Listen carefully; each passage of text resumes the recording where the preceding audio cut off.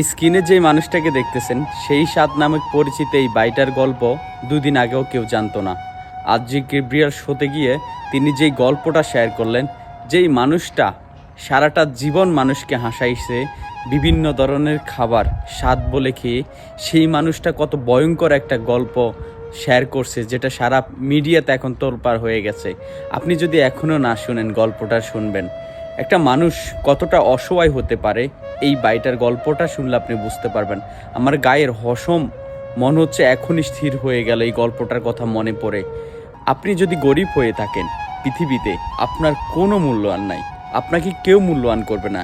এই মানুষটা সেই ছোটবেলা থেকে কি পরিমাণ অযত্নে অবহেলা বড় হয়েছে প্রতিটা দিন, এই গল্পটা যেই মানুষটা শুনছে সেই জানে। আল্লাহ তাদেরকে তুমি হেদায়েত দাও, যারা গরিবদেরকে মানুষ মনে করে না, গরিবদেরকে মানুষ না মনে করে অমানুষের মতন অত্যাচার করে। এই ভাই কতটা যন্ত্রণা নিয়ে পৃথিবীতে বেঁচে আছে, প্রতিটা সেকেন্ড মানসিক যন্ত্রণা। এমনও হয়েছে তিনি নাকি আত্মহত্যার মতন ভয়ঙ্কর একটা সিদ্ধান্ত নিয়েছিলেন। আল্লাহ পাক তাকে ন্যাক হায়াত দেখ এবং আগামীতে যেন সেই অনেক ভালো থাকতে পারে। সবাই তার জন্য দোয়া করবেন। আহারে, মানুষের জীবন কতটা কাল্পনিক দেখেন। মানুষ বলে না, মানুষের জীবন নাটকের চেয়েও নাটকীয়। এক একটা গল্প বাহির থেকে বোঝা যায়। কেউ কি জানতো এই মানুষটার গল্প এত ভয়াবহ হবে?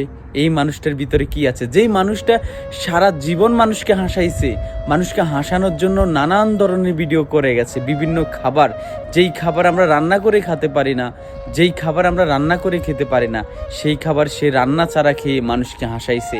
কিন্তু সেই মানুষটার ভিতরে গল্প কেউ জানতো না।